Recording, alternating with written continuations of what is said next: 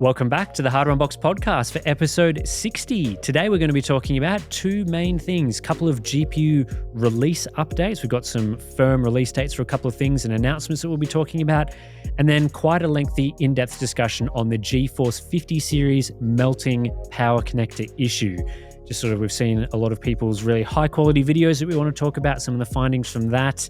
And so, yeah, we go and chat about melting. I can't believe we're in this situation again. We're talking about it again in this podcast, so fun times. Yeah, we're doing, again, a surface level dive on in-depth content. So we're like a rock skimming across a pond. Yes. Discussing depower and build zoids in-depth work. Just to be clear. Love a surface level dive. So I think we did the surface level dive last week on the pricing, now surface level dive on the melting power connectors. So lots of fun. So I'll have to extend the intro audio for this episode. Anyway, let's get into the podcast. We're back, Steve. More podcasting time, and we're going to kick it off with just some GPU updates. The stuff that you love to hear is release dates for GPUs. So obviously we already kind of knew about this before now, but Nvidia has since officially announced it, I think this morning, that the RTX 5070 Ti will be available on February 20th. So it was announced for February for a while. Officially come out today, said February 20th, so you'll be able to see the reviews of that card shortly before that time. And they also said that the RTX 5070 is coming on March 5th, which I guess they kind of misled people when they said it was coming in February, or at least they delayed it or something, but not coming in February, coming on March 5th. And then in addition to that, AMD has also announced that AMD has announced an announcement of RDNA 4 for February 28th. So within the next couple of weeks, you'll be getting 5070 Ti on February 20th, then the RDNA 4 announcement on February 28th, then the 5070 release on March 5th, and then RDNA 4, they've said at some point in early March, the cards will be available. So lots of exciting GPU news there. How do you feel about all that stuff? Well, on a personal level, I'm quite happy with that because I'm taking a short family holiday in late March. So good to know that stuff's all getting out of the way for me. I was a bit worried how that was going to all play out. Could have been a bit of a nightmare, but if it's early to mid-March, I'm happy on a personal level. As a professional, well, no, this isn't even professional. I don't know. I'm just hoping they don't suck, Tim. They're my hopes in a nutshell. I'm hoping they're priced extremely. We need a different word. They can't be priced competitively. They need to be priced in a way in which they become the option, the undisputed option. What's a simple word for that, Tim? There's probably about 20, but we're doing this podcast way too early in the morning. So first of all, I hate Tim right now. We're not friends this morning. Well, where did you wake up? It's 10 o'clock in the morning. People are probably thinking we're filming this at like 6 a.m. or something. Well, that's when I got up, but my brain doesn't wake up till about 1 p.m. normally. This is my email, working crap out phase of the day. Same for me, but I don't talk at this stage of the day, so I'm in my brain fog up until about lunchtime. It's possibly a connection there, like the lunch food wakes me up because I don't do much for breakfast. I don't know. Or maybe that's just how I've trained my body after all these years of doing this job, and it's how I'm able to stay up and work 16, 18-hour days is to cruise the first half. It's not a sprint, Tim. Yeah. So you've got me in my cruising, brain not turned on phase, and I'm just by default more angry in those conditions. I'm just, it's the grumpy, leave me alone. I'm left to my own devices to read emails, reply, and work out what we're doing. So what are we talking about? So what it has to be called, and you haven't come up with anything. I bought you so much time just then. To come up with what the name needs to be for how aggressive the pricing needs to be. I mean, I don't even need to know. It needs to be like dirt cheap? Well, we know they've achieved 20% for like, what would you call it, as close as they get to parity products. So, the 7900 XTX and RTX, as close as they've been able to get, 4080 Super. So like generally slightly better raster performance or thereabouts, with obviously ray tracing being a bit of a disaster, and then upscaling and all that. Wherever that ends up, that probably varies throughout the product cycle. But we've always said AMD needs to price their products competitively, and for the previous generation, we thought competitively would be about a 20% discount when roughly parity for ray tracing, rasterization rather. And they achieved that and didn't really sell anything, did they? No. I think they lost market share while doing that. So we've now moved to probably need a 30% discount for similar raster. I mean, it really comes down to the whole package, right? Like where raster is, where ray tracing is, where features are. And yeah, all that's to obviously, we've got to work all that out. But yeah, I would have thought that 30%, it's kind of almost like a minimum. Like if they did the 7900 XTX again and they actually wanted to sell that card would have to be like 30% better value. Minimum. And that might not even work. Yeah, and they need to achieve it from the outset. It can't be something they achieve months later, which we've talked about heaps. But yeah, I don't know how much you want to talk about this stuff again, but basically, I'm just hoping they don't suck and there's something we can just lose our minds over. Get super excited by the pricing. It's just, it'd be foolish to recommend what's meant to be the competition in the GeForce division. So, whatever that is in terms of raster performance or whatever, you just have to pay so much more money to achieve a similar level of performance with a GeForce GPU. Yeah, and I think there's a lot of angst about, AMD, they've delayed RDNA 4 to March. This is a disaster for them. They need to go first. I think as things have played out over the last couple of weeks, especially as we've seen more of the 50 series products, I think that they're perfectly set up here to do. They've got the biggest opportunity to do everything correctly, which they might not have had they not learnt about what these other 50 series products were doing. Because come February 28th, they will have 5070 Ti performance data available, so everyone will know how that card performs. And RDNA 4 is probably going to be the fastest cards somewhere in that sort of price, not price, but performance range. So they basically will be able to directly respond to that card in terms of they can show the marketing data they want to show, price, performance, all that sort of thing. They'll be able to directly respond to that card and then potentially release the models after the 5070 has been benchmarked as well. So they kind of get a double whammy there. They can immediately respond to cards after, let's be honest, the 50 series has been pretty underwhelming so far. So I'm not expecting tons from the 5070 Ti. And then releasing it potentially after another maybe fairly underwhelming product, it allows them to be in this position where they can give gamers, get gamers hyped about their products because people know what the 50 series is. No one's hyped for the 50 series anymore. There's I want the 5070 so bad. Like, please give me this great value product. People are like praying that it's not awful. Like that's the position that we're in. And so, they're just perfectly set up. They're going to have all the information, and whether or not they stuff it up, obviously we've talked about that a lot in the podcast before. But we'll see how that goes. There has been pricing rumors for RDNA 4. Again, I don't think people should be reading too much into that, because I would imagine they're going to decide the price, the final price, very close to the launch. So whatever they've told AIBs, which is always where these leaks come from, is not necessarily the actual price that they've decided upon. So there's been a lot of they're going to price it at $600. That's either aggressive or not aggressive enough, depending on what position you're in. It's like that's potentially not even true. So we'll just wait and see how that all plays out, because these companies have decided pricing, as we've talked about in the podcast before, very close to the launch, if not in between the launch and the reviews. They have changed prices and that sort of thing. So in fact, I wouldn't even be surprised if they don't announce a price and leave the price as late as possible for reviews. I don't know whether that they've done that work for feedback, but they've done that many times in the past. Any of the leaked pricing stuff right now is just ridiculous. It's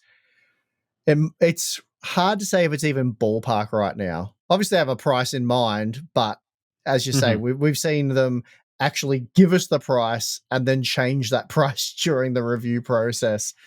So leaking a price, you're just guessing what it'll be, and it could be hundreds of dollars off. So we'll have to wait and see on that one. But obviously, we're hoping it will be priced competitively, and delaying and going about it the way they have is very obvious, at least to me, very obviously the correct way to go about it. And if you're saying, they should have launched now, or they should have just picked the price they can do and launched now, as we've said 1,000 times, and I've seen people argue that and say, well, they can just, discount the price later to be more competitive with Nvidia, but that's the problem. They can't. We don't want them doing that. They've done that many times in the past. It doesn't work. So, and if Nvidia decides, well, we're being undercut too much, we're going to reduce prices, well, that will no doubt help them. It doesn't change the reviews that are set in stone. And if the reviews are what helps build sort of this, I don't know, brand presence, the reception to the brand, then you want to get the reviews right. You don't want to have either, if they released early, they would just get, I think at best, probably lukewarm reviews, because people will be, like I've said before, these look pretty good, but obviously wait for the competition to arrive in the next few weeks, because then we can properly evaluate, which one you should be buying, opposed to, waiting, letting Nvidia go first, where basically with the RTX 5070 Ti, we'll be like, well, there should be a Radeon competitor coming to this, which we're hoping we price much better. Don't rush out and get this. So I expect supply will be better of these models as well. So it'll be interesting. Obviously, certain people, a certain percentage of the market is going to rush out and buy them anyway. But the smart play would be just to wait. I think Nvidia has shown that that they do the reverse of what AMD's been doing. AMD releases a price that's too high, and then they discount the product shortly after. What Nvidia does is they just release a misleading price that you can't actually buy the product for, so that the reviews are good, and then a couple of weeks later, they're all available for like 20% over the MSRP. And they don't even bother to supply the card either. So certainly at the high end, that's what they've been doing. Yeah, AMD does the opposite. They price it too high and make too many, and Nvidia prices it too low and makes none of them. So I think this, if anything, pricing, they have to nail the reviews and get that perception right, which is basically what we've been saying this whole time. But again, we're going to learn a lot about those cards pretty shortly, and I think it's going to hinge a lot on what they show for things like FSR 4, because that's going to be a big factor for this upcoming generation as well. With the upscaling quality, DLSS 4 is looking really good. So AMD is going to need to have a strong competitor, and at least we'll have some more DLSS 4 testing coming soon. But at least based on what I've seen with DLSS 4 versus FSR 3.1, so the current state of affairs as things are before FSR 4, FSR 3.1 is uncompetitive with DLSS 4. It is, especially for low resolutions, just not even close, like not good. So they're going to need to improve that. But again, they've obviously announced some aspects to FSR 4 with new AI capabilities and that sort of thing. So I'm really keen and excited for this next couple of weeks to see how all these GPU reviews go, all the releases and stuff. Should set us up well. And obviously there's more cards to come, not just these models. We're going to be seeing lower tier versions as well at some point. So yeah, we'll see about that. AMD also as well denied, or basically categorically said there will not be a 32 gigabyte version of the 9070 XT. There were some rumors earlier this week about a 32 gig version, so doubling the VRAM capacity of the 16 gig that we're expecting. And they've just come out and said that's not happening. So, which is kind of weird. I would have thought maybe if you can do it, just do it anyway and see what the market perception is like. Like if you can sell the 32 gig model for $100 more, maybe people will be interested. But they've basically said, no, that's not happening. So fair enough. Let's move on to the second topic that I think we both want to talk about, because we've seen a few videos and stuff on this lately. This is the GeForce 50 series melting power connectors. Who would have thought we're back here again in 2025 talking about the crappiness of the 12 volt high power / 12 volt 12 by 6 power connector, whatever it's called, and how 2 it by sucks. 6. Is it the 2 by 6? Yeah, well, yeah, 12 by 6 would be a lot. But yeah, no, it's 2 by 6. It's the same connector. It's just they've made a couple of changes at the actual. Right. So not to the cable, to the actual connections. Just To the head. Yeah, yep.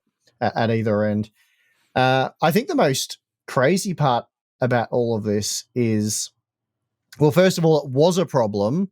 Mm-hmm. It appeared to have been addressed by changing the length of the sense pins and the primary pins, the 12 volt pins, which I guess, let's just say that fixed it, because I didn't hear about too many 4090s burning up. But so they kind of band-aided it, fixed it, but then used it again with just a single connection with even more power. So that in itself is interesting. But the information that's come to light recently, I watched Buildzoid's video, which was really cool. So I recommend going and just watching his video. Also, DeBauer, of course. They both did excellent videos. But they've changed the configuration, which makes it even more likely to suffer failure, or at least if there's something, some sort of connection issue or quality issue with the cable or connector, it's more likely to fail.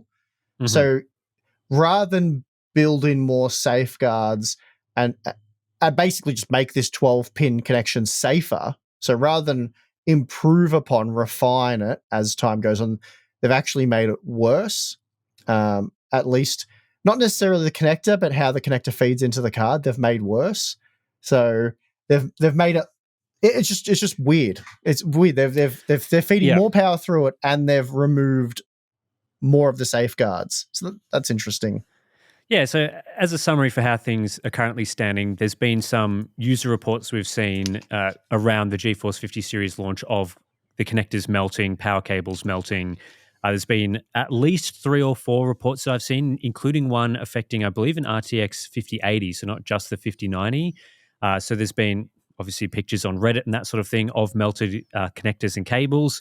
So obviously not a great solution, not a great situation there. Very similar to what you would have seen from the 40 series if you haven't seen those pictures yet. But basically, one or a couple of the pins physically melting in the socket, the power socket, I should say. So obviously that damages the cable, potentially the power supply and the GPU.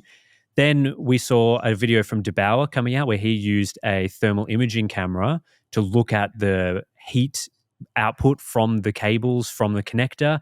And also he did some current clamping to see how much current is going through each of the cables. And at least in his example, he showed that a lot of current was going through a couple of cables and not very much current was going through the rest of the cables. So essentially a few of the cables that, at least in his setup, were being overloaded and were running much hotter than they should have, much more current than those wires were rated for. And so that obviously is going to create a potential for melting and fires and damage.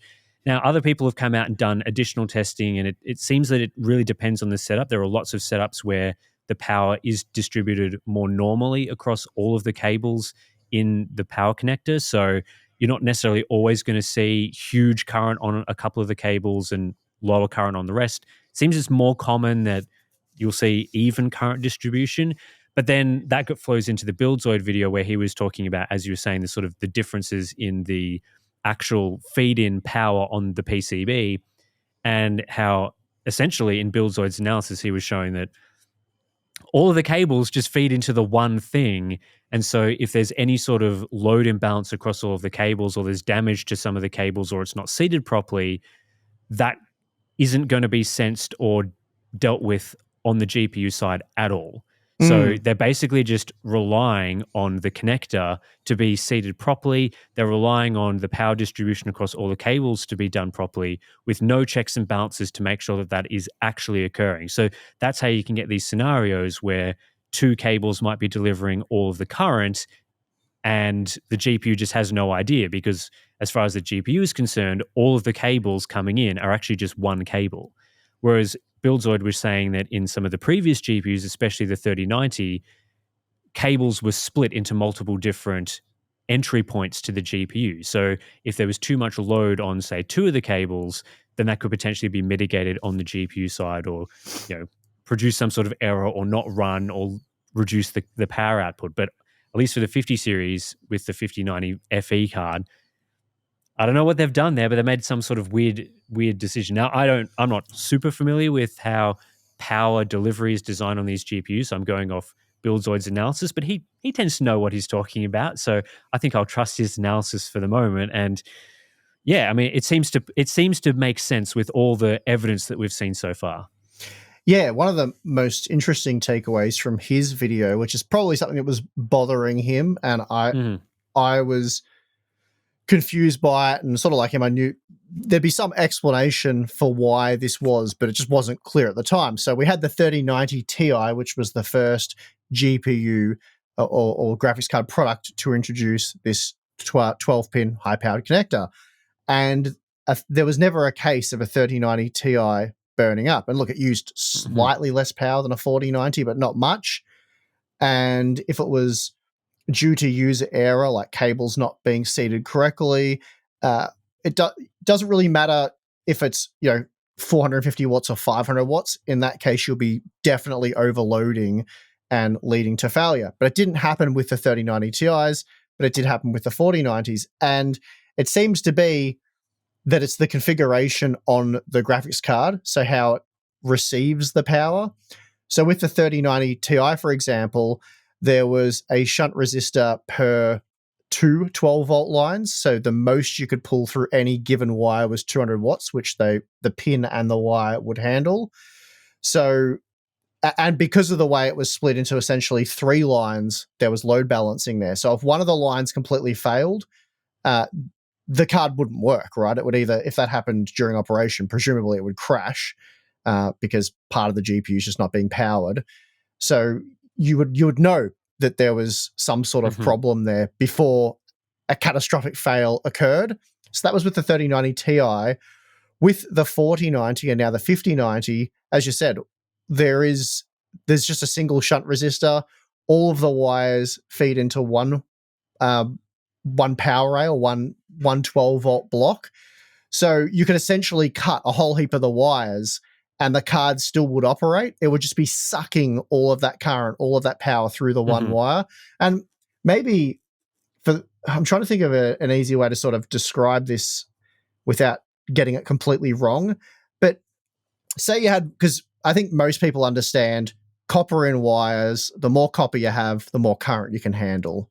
Right. So that's why like overhead wires and they do different stuff. That's complicating things. But that's why there's different wire gauges. Like you see like 16 gauge, 14 gauge, that sort of thing. So let's just say your power supply, we'll simplify. This is not the case, but I'm just trying to create an analogy here. We have one big fat copper wire and all the power is coming through that wire, but you can't just plug that big fat wire into the graphics card.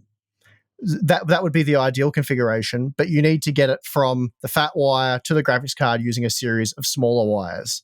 So let's say you have 8 smaller wires, all combined, they have the same capacity as the single wire. So big fat wire through 8 wires into one big fat connection, and that it all works out. The math all works out. So you have the same current here, goes through the 8 wires, the same amount of current into the graphics card. Now, the problem is if you snip one of those wires, that percentage of current that was going through that wire now has to be hopefully evenly distributed through the other wires. And if they have enough headroom, that would work. So there'd be some sort of tolerance, like, if 1 or 2 connections fails, you can flow the current through the rest of the wires without a problem. And so the analogy for most likely, then the cables aren't going to be snipped in a real scenario, but it's more like if it's unplugged or slightly plugged in correctly, then those cables are effectively cut. We can talk about that soon, but there's a whole host of reasons for why you would be seeing more resistance or no connection over certain wires. But so it would work that way. But the problem we've got here is, so that would work. And then you get to a point where the wires simply can't handle the current that's going through them. They heat up and essentially you get thermal runaway and they'll catch fire, melt, or whatever. Ideally, on the receiving end, each one of those wires would be accounted for. So, we want let's say 9 amps is the peak amount of power we want through that wire. So if 20 amps goes down that wire, it shuts off. There's a problem. Don't do that. But at the moment, they're just feeding all into the one block, and they're not accounting for where the power's coming from. As long as all the power gets there, it's happy days. It thinks it's all working fine. And previously, that isn't how it used to work. It used to be distributed reasonably evenly, at least over a couple of wires. There was load balancing, so you couldn't have that problem. At the moment, with the 5090, and it was the case with the 4090, there's zero load balancing. Like, there's none. So that's a major problem if a couple of the connections are either not connected correctly or at all. And it'd probably be a situation where they're not connected quite well enough, so you're getting more resistance on those wires. So yeah, it's weird. It's weird. Yeah, it's weird that you can have 600 watts and essentially it could all go through, I'm pretty sure, one wire. As DeBauer saw, he was getting the vast majority of the current going over 2 wires, which was heating those wires up. And how that eventually leads to failure is you're losing power through those wires due to essentially like thermal output, the heat, the resistance. So then it requires more power. So you get like a creep over time, and eventually it just gets to a thermal runaway position where you essentially light things on fire. Like, it just gets so hot that you'll melt the plastic, and it leads to catastrophic failure. And I should note that the Asus cards, so their Matrix cards, the Astral cards, Asus went and built in some sort of redundancy there by putting a shunt on each line so they can monitor how much power is being drawn through each one of those 12-volt cables. So I don't know what fail-safes or alarms they have in place if there's an imbalance there. But so far, I don't believe we've seen a failure on the Asus cards. So it's possibly doing some sort of active balancing there to make sure that you don't end up with one cable running out of spec. Yeah, it's weird from an engineering standpoint why they would do that. At least the changes from the 30 series to the 40 and 50 series. If I put on my engineering hat, an engineering brain, my first thought would be you would make that change if you could control every part of the power distribution system. So, for example, if it wasn't up to users or whatever to actually plug in the card, like if instead the 5090 was sold with a physically unmovable, you couldn't disconnect it cable into a power supply that you cannot change, like it's all one unit, then potentially you could get away with removing some of those sense capabilities because you're controlling every part of the entire power distribution network all the way from the power supply to the graphics card. So if you can control that and make sure that everything's wired up correctly and powered correctly, then it wouldn't really matter that much if 8 of the wires go into one single wire at the end. If it's not going to be damaged, you can control all of that, then that makes a lot of sense. But that's not the actual reality of these GPUs. There's a whole bunch of different cables that could be used from you could be using the adapter that's provided, or you could be using any number of different cables provided by power supplies and adapters and all sorts of things. So you'd want some sort of redundancy, at least at this power level, or at least some sort of sensing capability or some fail-safe that could be implemented if, one wire is being used a bit too much. So that change is immediately a bit weird.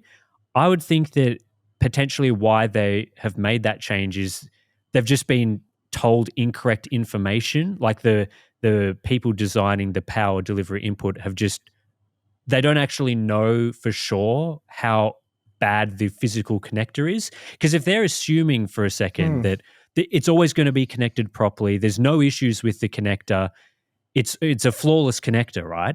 Then you'd be going, oh, well, it's a flawless connector. I can design and I can cheap out a little bit on the power input stage because the connector is always going to work. It's a great connector. Maybe it's even better than the 8-pin connectors. So if you're getting that information, then you're going to make poor design decisions for the power stage. Whereas we've actually discovered now is that really the connector is not very good. And so they should have been making other decisions in terms of how the power input is occurring into the card. And potentially with the 5090, it's gone to the point where they've now revised the connector. So maybe they've even gone, well, the connector was not great previously, but we fixed it. So again, we don't really need to do anything now because it's fixed. We solved the problems with user error or whatever connecting the power connectors to the cable. And we could talk about user error in a moment because I'm still not convinced that that's actually the true representation of this. But I'm just trying to think about how like an engineer why they would design something like this. And the only thing I can think of is they've overestimated the quality of this particular connector. Yeah, I've got nothing better. So the way power flows, it works, right? You have the 8 connections off the one big fat wire. Go back to that analogy. If all is perfect, if all is connected perfectly, like you're saying, then it will naturally evenly distribute over those 3 wires. Like, because each wire will have a resistance. Path of least, if the resistance is the same. Yeah, that's right. Yeah. So you don't really need a checks and balances type system there. Like it will just automatically flow through, let's say in my analogy, the 8 wires. We've got 12 here technically, but it'll flow evenly across those. And if the wires were like, I guess what you were saying, if they were a predefined or a solid connection, like let's say they were soldered or they were physically connected, they couldn't be removed. So it was sort of like the old power supplies before we got the modular power supplies. Then this would be far less of an issue.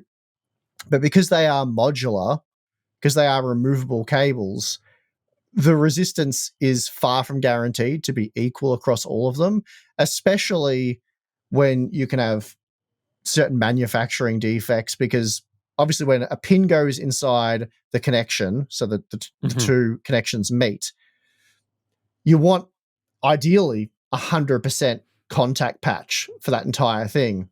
Yeah. But whether they're manufactured in a way that, there'll be some sort of tolerance where, as long as we get 80% contact, then that is within, I'm just chucking a number out there, within safety margins. So there's already going to be some manufacturing tolerance there. Then as you connect them, disconnect them, and I'm not talking about not connecting them correctly. That's a whole separate issue. I'm just saying plugging them in, unplugging them, just doing that simple action wears on the pins. So just doing that a couple of times, you might go from 80% contact to 78%. And again, that can wear differently on different pins, depending on how well aligned they are when you push them in, how much the metal scrapes against the metal. And I know like metal is strong, right? But when it's very thin, the thinner you make metal, obviously the weaker it becomes, down to like a foil. And the metal in these connectors isn't super thick. So it's not like you're smashing 2 big beams together, because it is quite fragile. It will damage much more easily when you're connecting them and disconnecting them. It's why various slots, PCIe slots and power connectors on test systems eventually wear out. Like they'll have a life cycle rating, but when you're already so far on the edge of what they're capable of, the rating goes down. And so basically the point I'm making is there's so many different things at play here that can adjust the resistance per pin. And it seems like because the safety margin's so thin, it doesn't need too much adjustment to where you start really getting varying resistance on these pins to lead to things like DeBauer. So like why did DeBauer see what he's seeing, such an insane imbalance between the amperage or the current going through each cable compared to what other people are seeing? And is it the cable itself? Is the connection he got the connector's not particularly great? Is it his particular FE model has some sort of weird issue, manufacturing defect on the input? Like, I don't know how many different cables DeBauer's tried so far and whether he can replicate. Let's like if he gets another one of those Corsair power supplies with that cable and plugs that in, does it do the exact same thing? Or do we see different balancing on the cables there? So there's a lot of questions and things that need to be answered there, but it's not like did DeBauer make a mistake, or has DeBauer got this wrong, and other people who are seeing more even balancing, have they got it right? I think there's been a bit of that. I've seen a bit of that on X, like who's got it right, who's wrong here. I think that's the wrong way of looking at it. I don't think that's the issue at all. I think the issue is that, first of all, these cables are operating so close to their maximum limits, their point of failure, and that there's no active load balancing built into them to ensure that you can't have stupid amounts of, to ensure that you can't, like what DeBauer is demonstrating shouldn't be possible, I guess is the point. Yeah. That shouldn't be, whether you're trying to create that scenario or not by not connecting the cable correctly at either end or whatever, you shouldn't be able to replicate what he showed. That just shouldn't be a thing. So that's a problem. And yeah, the actual capacity of the cable is a problem. Because if you take the original 6-pin PCIe power cables, they were rated for 75 watts. Like you could put more than 75 watts through a single cable on that. Yep. So, and the 8-pin, that doubled to 150. So that had less headroom, and it was still huge. Like, no one ever melted an 8-pin that I'm aware of. I don't think it's really possible. Again, you could probably get away with, I think one of those wires would go up to like 110 watts. So, you could almost get away with it on one wire, 2 wires, no dramas. And double that. So they're the problems, as I said. It's not whether BuildZoid's testing is right or wrong, because it's valid in my opinion. Like, he showed what he was doing. He's very transparent with it. Basically, whether he has a defective cable, power supply, or graphics card, it shouldn't be possible to do what he did. If you have a defective card, it just shouldn't work.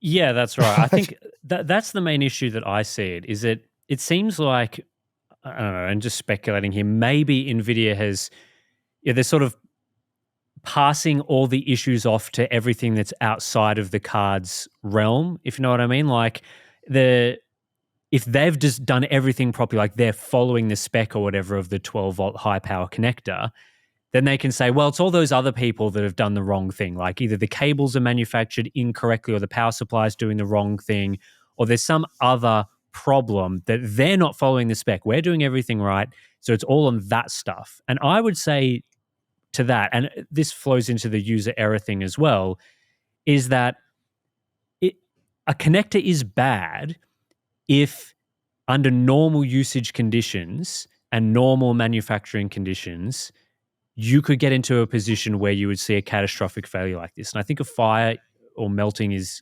safely can be called a catastrophic error, right? Catastrophic issue. Mm-hmm. So if the okay, great, there's a specification, and ideally the cable's going to be plugged in a way. Ideally, the cable's going to be manufactured in a certain way to a certain spec, and ideally everyone's following everything properly, right? But when you're designing a system to a spec, you still need to think about, well, what happens if the specification is exceeded, or there's some error or issue with that. So normally with components, and this happens for pretty much everything, right? Like a VRM on a motherboard, there's some sort of sensor so that if the current is exceeded, the motherboard either starts throttling the CPU or starts shutting down, or just it doesn't allow you to blow up the VRM. Unless it's an AMD FX CPU. Well, okay. Sure. But they've learned. We haven't gone back to that. More modern stuff, there's sensors and things to determine whether or not the specifications are being followed. And this has obviously been an issue with Intel CPUs exceeding the spec and degrading and that sort of thing. But with GPUs, right, you can't just choose any sort of power that you want on the user end. So they're saying, like, there's a clock spec, there's a power spec, but we're not actually going to allow you to run at like 1,000 watts with a clock speed of 5 gigahertz. The card just will not let you do that. But it seems like with the power connector, they've gone, well, anything kind of goes here. Like, you could have it plugged in a little bit and we're still going to try run the GPU. You could have a cable that's maybe manufactured incorrectly or is a low quality cable. No worries. We're not going to check for that.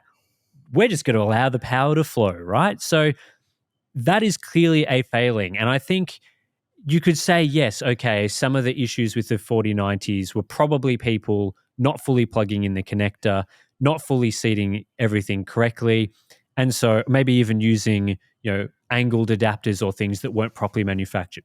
Okay, great, right? Even with that, it should not melt. It should not fail in this way if someone has incorrectly plugged in the cable. If the cable is plugged in incorrectly, the card should not work. Yeah, they're sold for the do-it-yourself market. So Yeah. there should be plenty of fail. The thing that I can't get my head around, that I'm really struggling with, is that they introduced this power connector with the 3090 Ti, and they also had it on a few of the lower end cards as well, like the Ti refreshes and stuff like that. But go with the 3090 Ti because it was the most powerful card. The 3090 had a variant of it without the sense spins as well, like the very early version. But it had more shunt resistors, and it split the lines up. Like there was load balance. There was active load balancing there where you couldn't do what you can do with the So they had it working right. They had a very good design that, as far as I'm aware, never failed. So they had enough headroom, enough fail safes there that it worked. It just worked.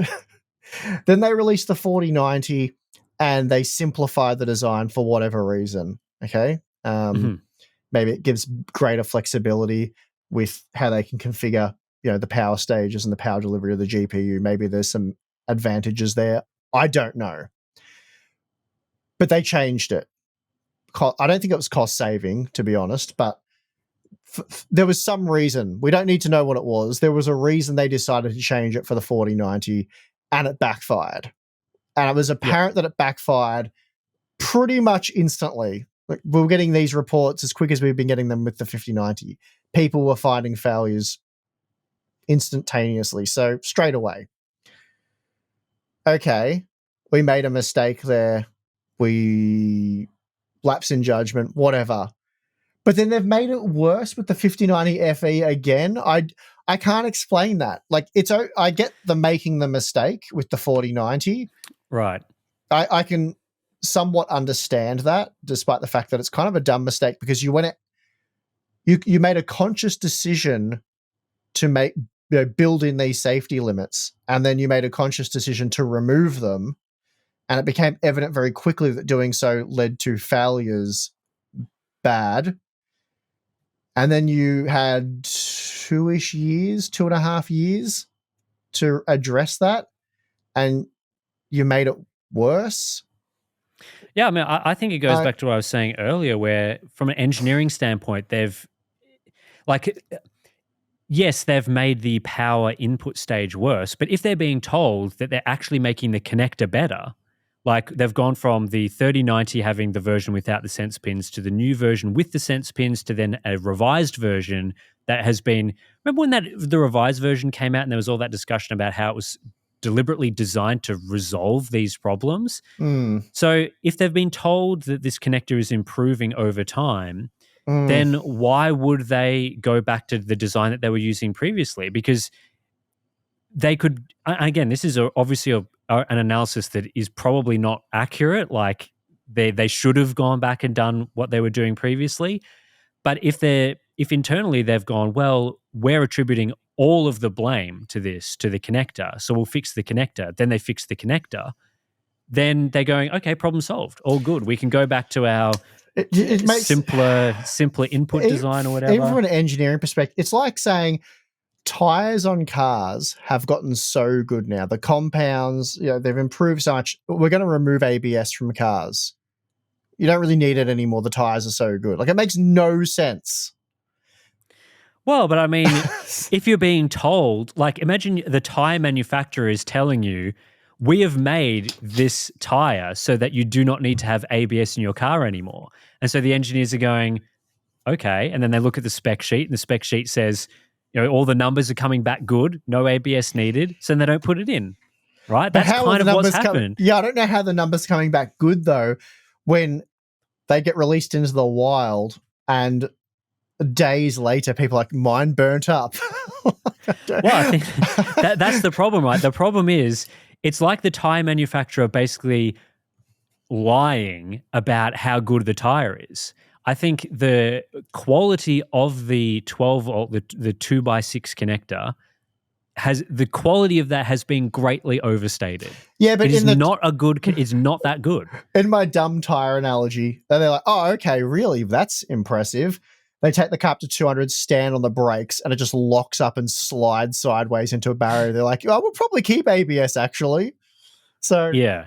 in this instance, surely they're like, "Okay, so what happens if a couple of the connections aren't connected? Mm. Let's remove 2 wires, and now." Oh, okay. So the card still works because it's it's viewed as one 12-volt rail. The card works fine, but now we're drawing 550 watts through. Well, it'd be 4 of the cables, wouldn't it, instead of 6? Mm. How is that affecting how hot the cables run, the connectors, whatever? Like, I don't know. It seems like given how complicated, given how mind-blowingly complicated virtually every aspect of this is, from like the GPU to the power delivery to the graphics card itself, right? The power cable and the connectors seem like probably about the simplest things that you could have, like the simplest part of the whole equation. I don't know. It doesn't make sense. It doesn't make sense to me at all. I wonder how much of it is kind of like the Appleification. I've invented a word here, right? Like, I did not want to even go down the conspiracy theory. No, I'm not saying it's a conspiracy. I'm not saying it's a conspiracy. Okay. You know how Apple, it's more a design philosophy, right? Like Apple wants to have products that are sleek. You look at the motherboards, they're very small, compact. They're trying to be as minimalist as possible with those designs. So they go for very dense, very complicated designs. Oh, yeah. You know, the industrial design has very few ports. They're trying to simplify how it looks from the outside. That's what the 5090 FE card looks like to me, right? Yeah, it is. Like there's no room for more power connectors. They've designed it in this way so that it would be the quality of the design would be reduced if it had 2 connectors. It would be ugly to have a second connector. So they've gone with 1 connector because that's the beautiful option. We're going to put 600 watts through a single connector because it looks good. And you see the motherboard or the board they're using for the GPU. It's very small, very compact, very dense, very similar to what Apple would design. And you have to think like that's cool, right? Cool to design things that look amazing and are sleeker and impressive. You hold up a 600 watt card's dual slot. You're like, wow, very impressive. But is that coming at the cost of the quality of the product? Because to me, the 5090 should have 2 power connectors. There's no reason it should have 1 power connector. The only reason is because the card would look ugly, right? Like there's nothing stopping an MSI, like not as sleek of a design or whatever, from having 2 power connectors. And yet they still have 1. And so because the Founders Edition has 1, so they're going, okay, well, we'll just do what Nvidia is doing. The card should have 2 power connectors. If they're using this specific power connector, should have 2 at 600 watts. It should even have 2 at 450 watts, whatever, from the 4090. That just would have made so much more sense, but the card would have looked ugly. So they didn't do it. I guess. I don't agree with that, that it would look ugly. But yeah, I mean, that's the explanation for sure, because changing nothing else, just adding a second power connector definitely solves this. You don't see melted connectors with 2 of them because you're just not going to. Doubling the amount of pins, it solves the problem, and really that's what they should have. And I guess that's what makes this so baffling, because there's a number of simple things they could have done that avoids this entirely. So yeah, I mean, even if they were hell-bent on having 1 though, because it looks neater or it gives you the perception that it's not nearly as power hungry as what it actually is, which is probably another factor, just load balancing that cable solves the problem. Because if you're potentially, well, it solves it entirely. Like it doesn't maybe potentially solve it or possibly. It solves it entirely. It doesn't solve like failure in the sense of crashing or whatever entirely. Right, But yeah. You mean there'd be like some sense capability that they could just shut off the car? Yeah, okay. Well, that makes sense. Just like the design on the 3090 Ti. They already had it. This isn't some hypothetical, what if they could do this? They did do this and they stopped doing it. So if they went back to the 3090 Ti design, if that shunt resistor is not receiving any current, the card just doesn't power on or it'll crash. And, because you used to get, if you don't plug the cable in and boot the computer up, you used to get that message like one of the 3 8-pin connectors isn't connected. So shut down the computer and please make sure you've connected all the connections and they're all receiving power. Yeah. So this isn't some sort of like, can they make that technology? It existed.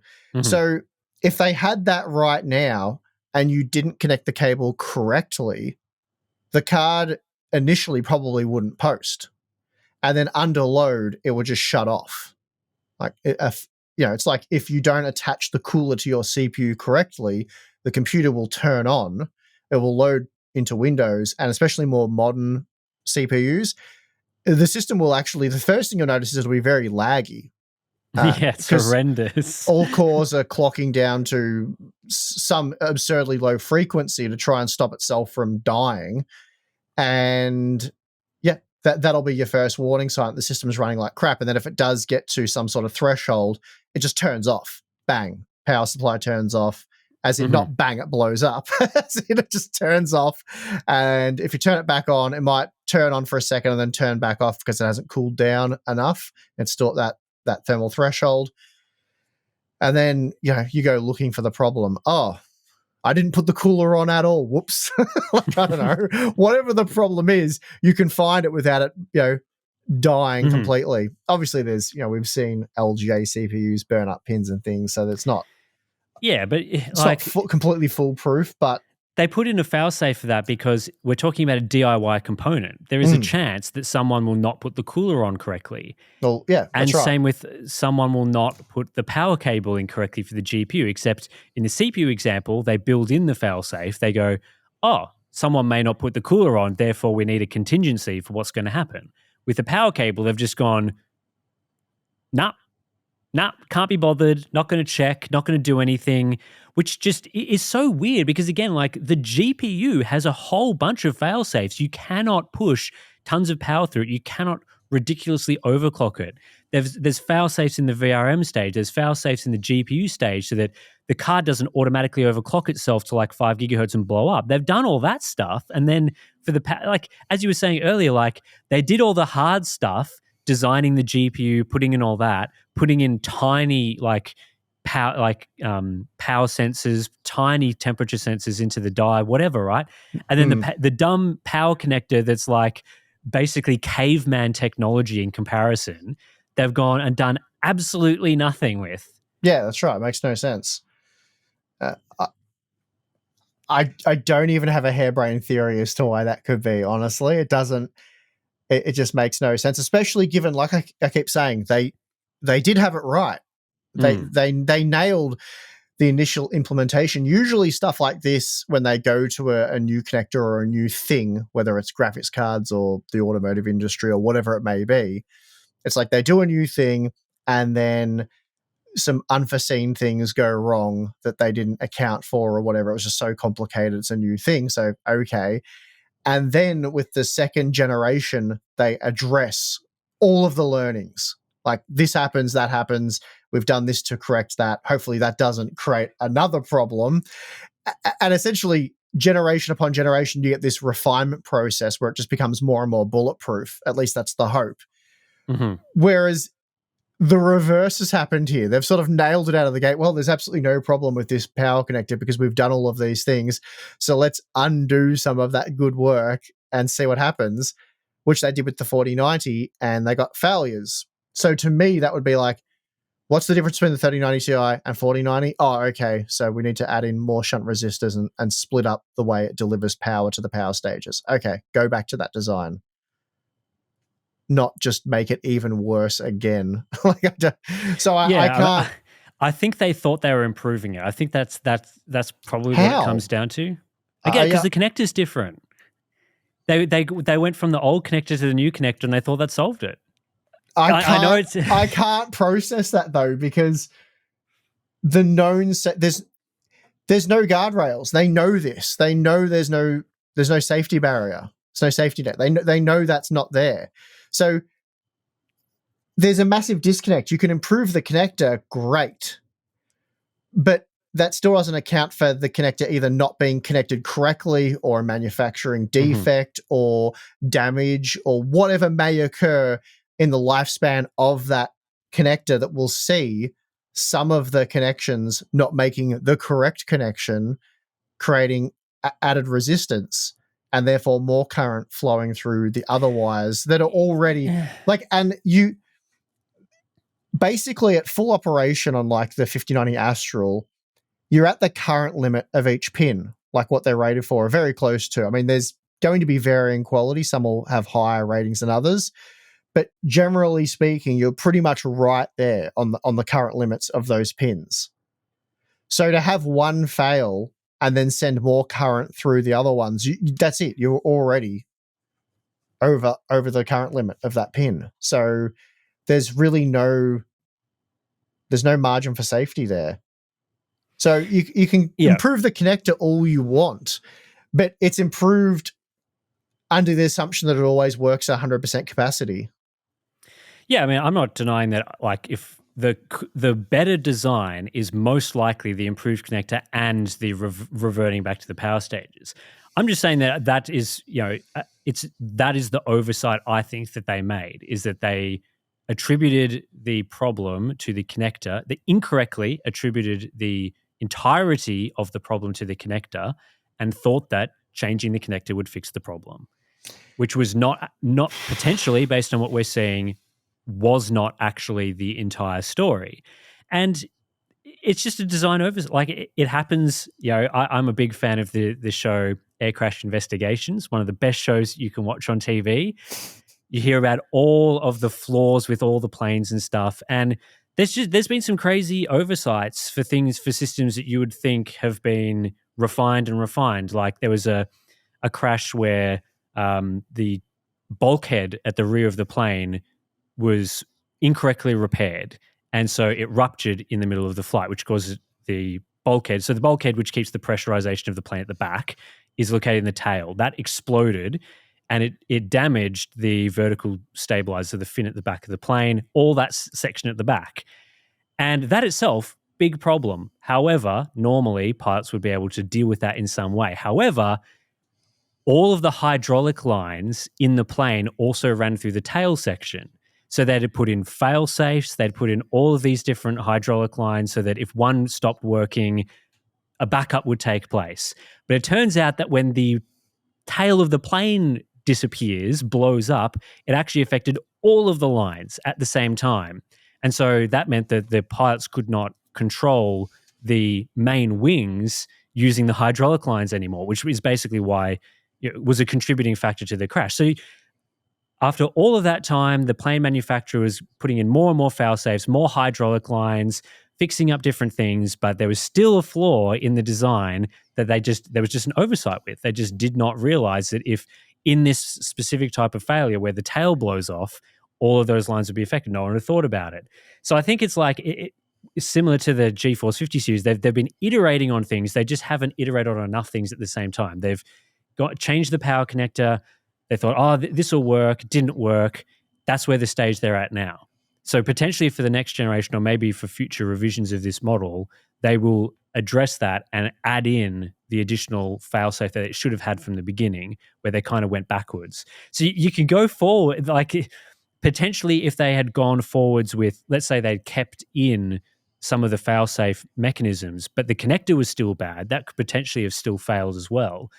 It's just the combination of factors that they didn't do all the design choices that they should have done at the same time that seems to have contributed to this, not thinking about all of these sorts of things. Because had you heard of the power distribution issue before BuildZoid brought it up? Like, was that on the radar of anyone at that stage? I'm not sure. It's not something I'd heard of.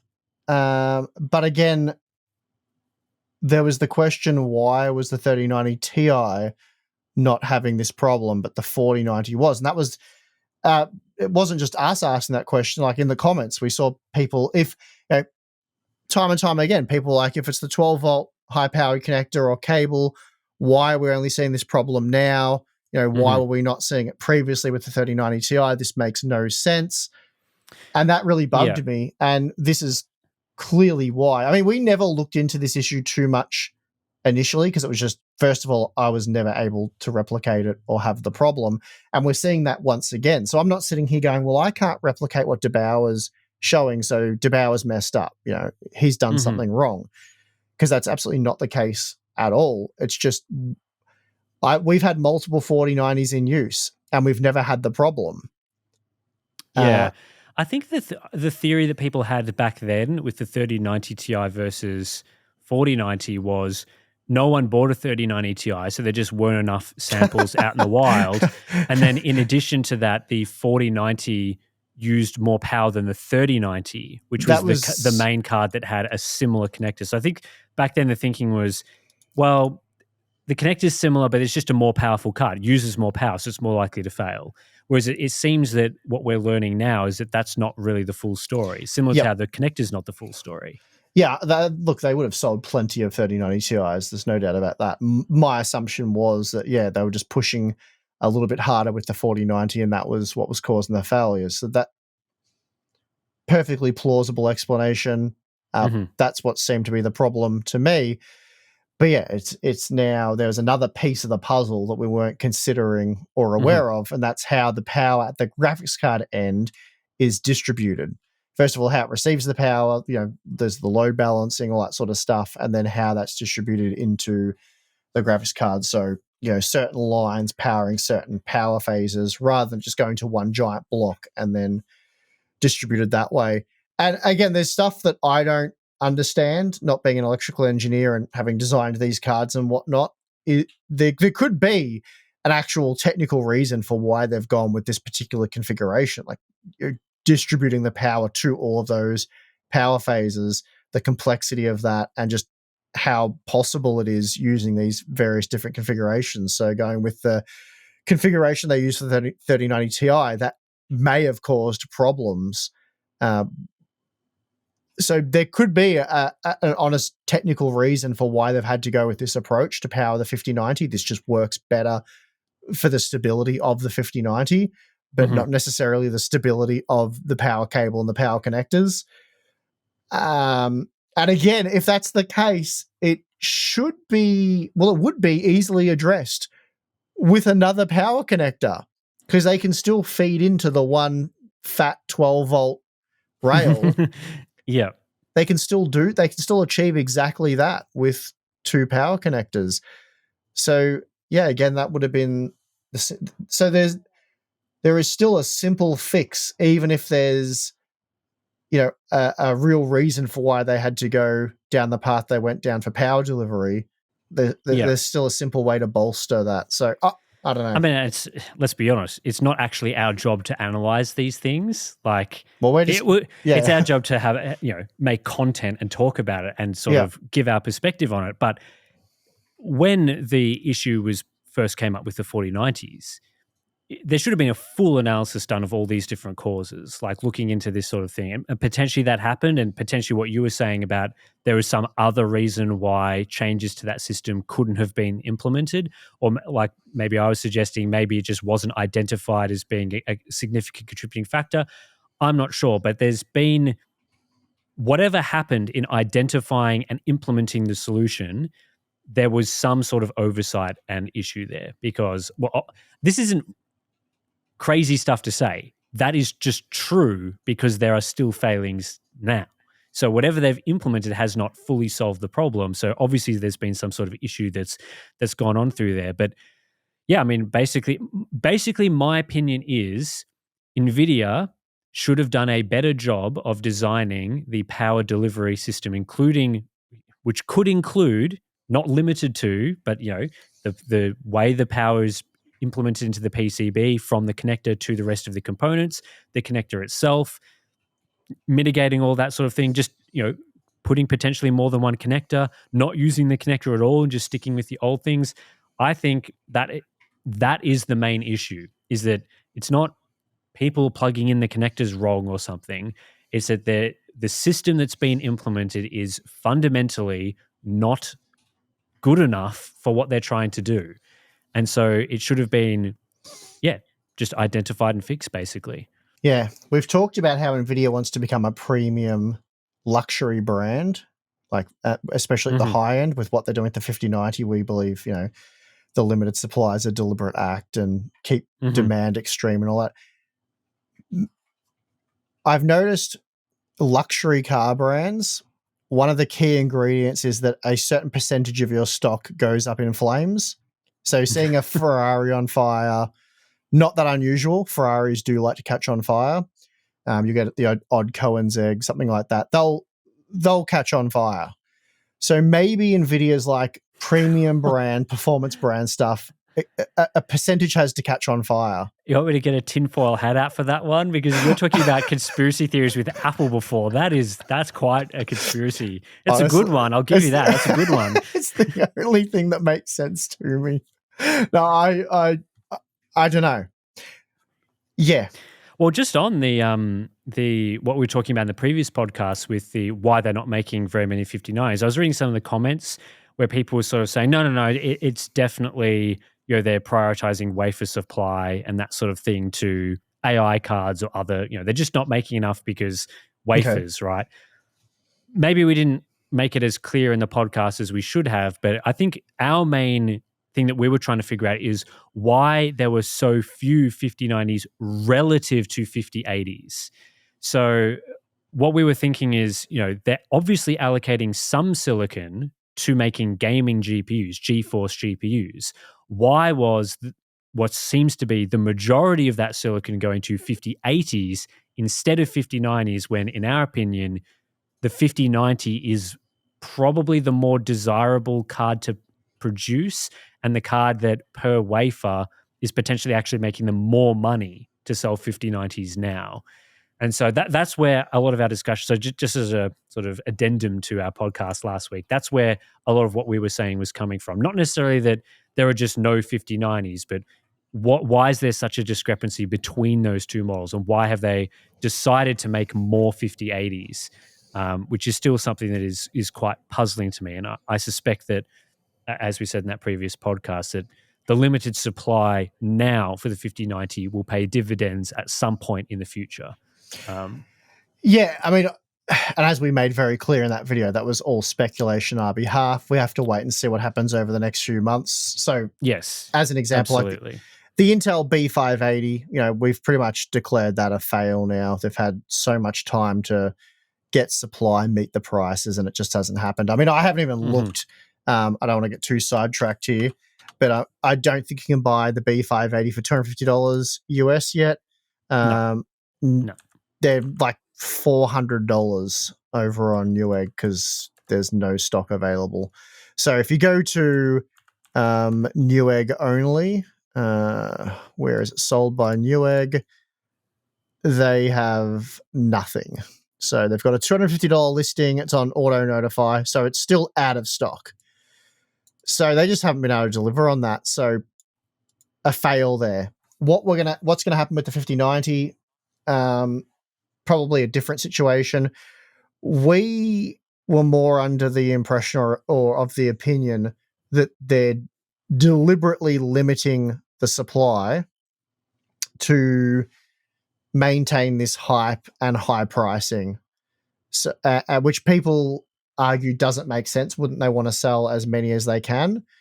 And we've sort of seen them do that strategy more in the past, cash in on the early adopters and those with deep pockets, and then but the problem is the price crashes out, then demand crashes out, and basically there's less people desperate to try and get one. And as you pointed out, they've got, effectively at least, probably for this part, 2 years to sell it, right? Before something else comes along. In a monopoly situation. In a monopoly situation. No competition. So they want to be selling this thing at a rate that they deem acceptable while maintaining the highest possible margins. And the way to do that is not to just dump them all now, sell what they can sell, and the rest sit there on shelves, and they eventually have to reduce the price. So it's kind of like when they're available and you could buy one, people on the fence are like, maybe I'll just wait and see if they get cheaper. But there's this like the FOMO situation where if you can't get it, you become more desperate to get it. So they're playing hard to get with their 5090s, essentially. I guess is probably the simplest way to put it. Yep. So that's what we think's going on there. And some people say that doesn't make sense, but I'm like, well, so far it's working really well. So we'll see how it doesn't if the theory is that they're just allocating all this stuff to other things, does not explain why there are so many more 5080s and 5090s. And I would have thought you'd make your fastest, most desirable card the card that people would want to buy. So, well, they're making mad money off it. But the thing is, they don't want to make mad money off it for the next month, and then GPU sales fall through the floor and people aren't hyped for it. So they've essentially got to make this thing last as long as possible. So selling, let's just put out a number, selling 10,000 in the first month, and then 1,000 every month after is probably less desirable than just maintaining 10,000 every month, if you know what I mean, or like 5,000 every month. Yeah, 2,000 or something every month for the next potentially 24 months. I think that's what they're doing. But anyway, we'll see how that. Well, first of all, if that is what they're doing, we'll see how that strategy plays out. And if that's not what they're doing, then presumably in a few months you should be able to buy one. Quite that's easily. right. I mean, there's going to be a whole tariff discussion that will have to come in there as well as to how reasonable the MSRP is in the face of tariffs. But then the counter to that is kind of, should NVIDIA have predicted the tariffs and therefore price that in? Because it's not like it wasn't telegraphed that it was going to happen, because it definitely was. So that's an interesting analysis that will have to happen at some point in the future, is because there was as well the whole discussion of, are they importing a whole bunch of these so that they can avoid tariffs and that sort of thing? Obviously, tariffs also do not apply to any other country, so there's that angle. So that's something that we'll have to look into as well, because I'm sure that an excuse that will be used is that 5090s have to be $2,500 or whatever because tariffs. The question is, was that reasonably foreseen? And so the card should have been priced at $2,500 to begin with, to not be false advertising, or whatever the situation is. But, well, we're seeing those tariffs applied universally. Yeah, or the poor Europeans. the United States imposing tariffs for Europeans buying from China. Interesting how that works. I mean, what about Australia? Seriously, like I was telling a friend the other day, they were asking how much the 5090s cost. They were asking about the Astral card that I just reviewed the 5080 Astral. So it's 5,000 Australian dollars for the 5090 Tough Gaming. And for the Astral 5090, it's 5,500. And then for the liquid version, it's 5,700. And so the MSRP of the 5090 in Australia is 4,040 Australian dollars. Well, that's the cheapest price, yeah. That's what's listed on NVIDIA's website. The actual conversion of the $2,000 MSRP, so it should be before tax $3,170, and then you have to add on 10% tax. It's adding on another $300. So it should be slightly less than, say, 3,500 Australian dollars. But the MSRP is $4,000, and then the actual card pricing is like $5,000. So, tariffs. The other interesting thing to watch with all of this is, and I'll be talking to distributors and retailers, is how many Windforce OC, Ventus 3X, let's say Tough Gaming, how many of those more base model MSRP focused cards come into stock opposed to, your Vanguards, your Supremes, Supreme Liquid, your Aorus Masters, Astrals, all those sort of cards. Yep, I can Because- imagine there will be no incentive at all to make a WinForce.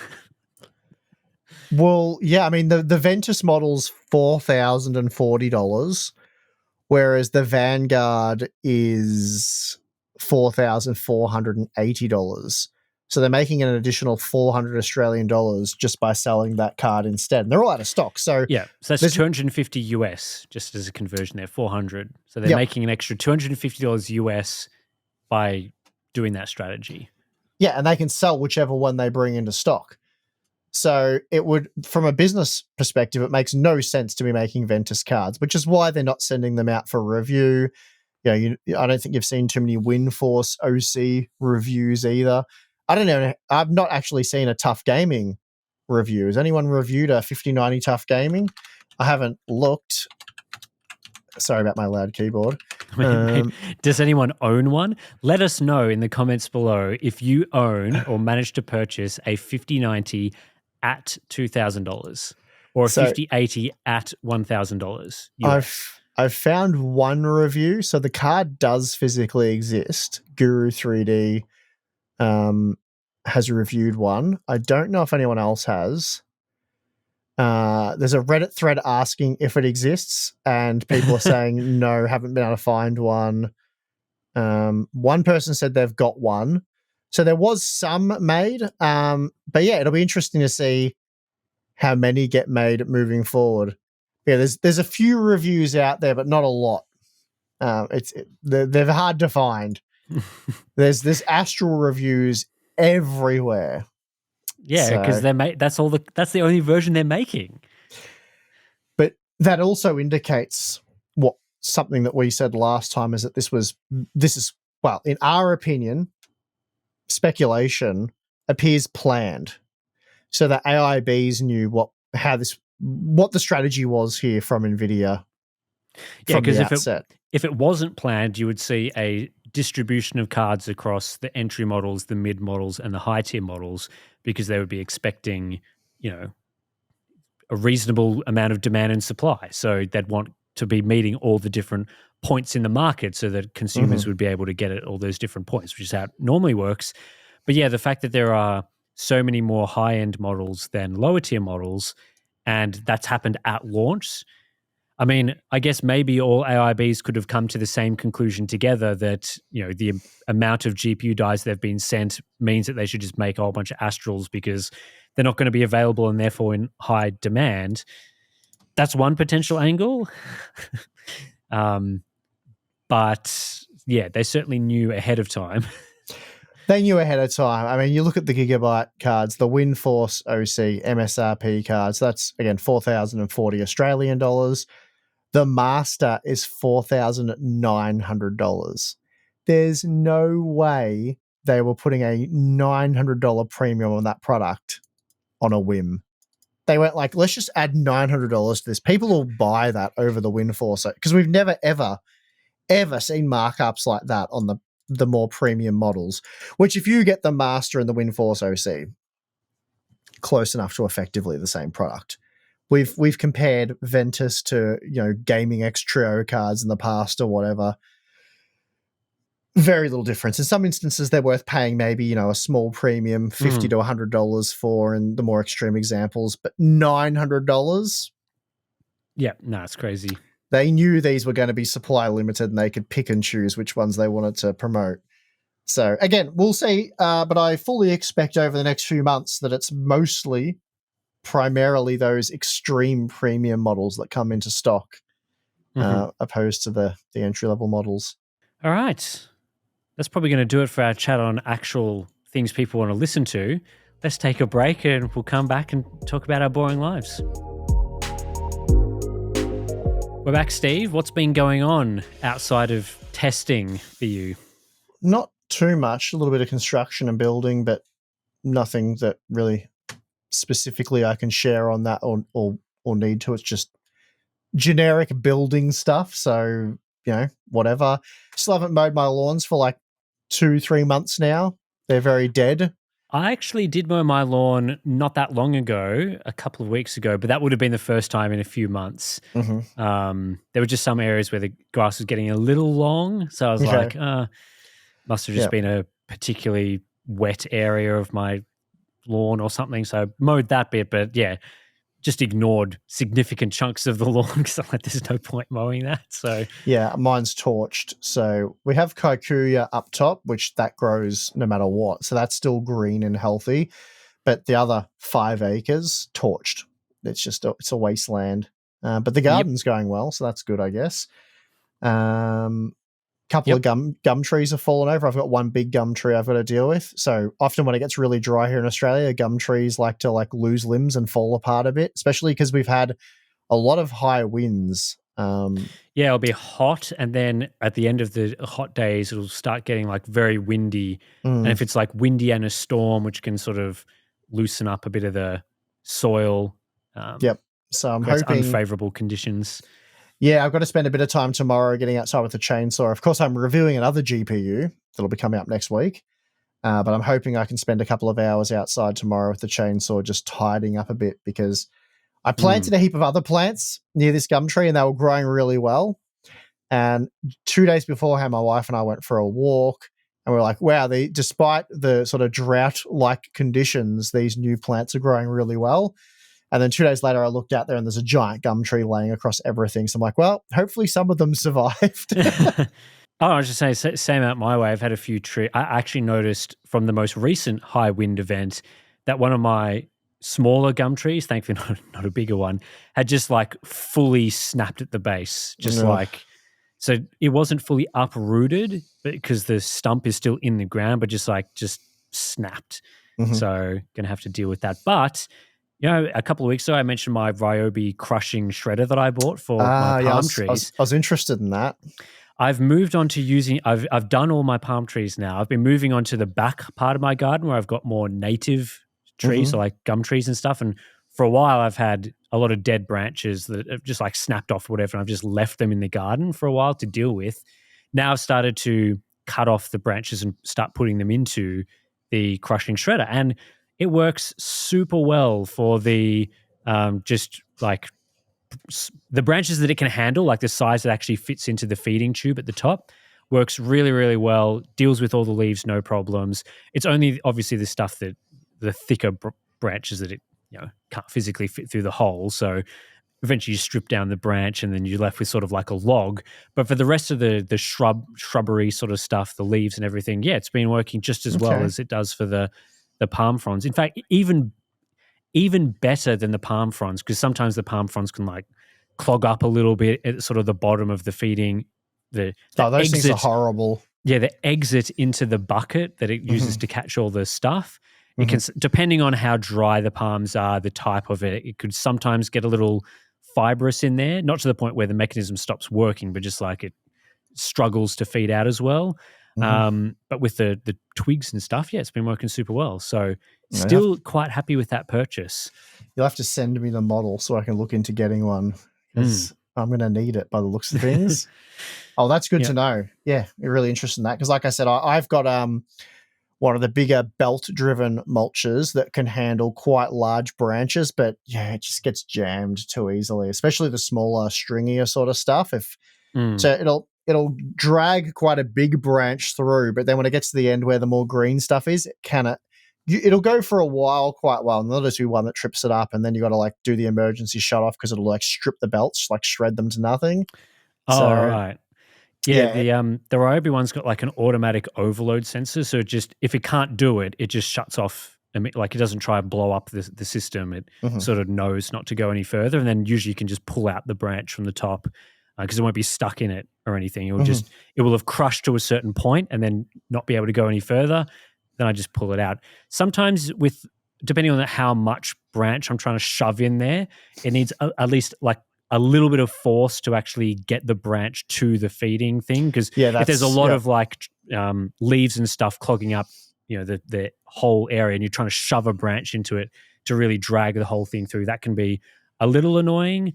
But it's never gotten to the point where it's been just clogged up to the point where I have to like take it apart or anything. Usually I can just pull it out from the top or remove the catching bucket at the bottom and pull out the stuff from the bottom.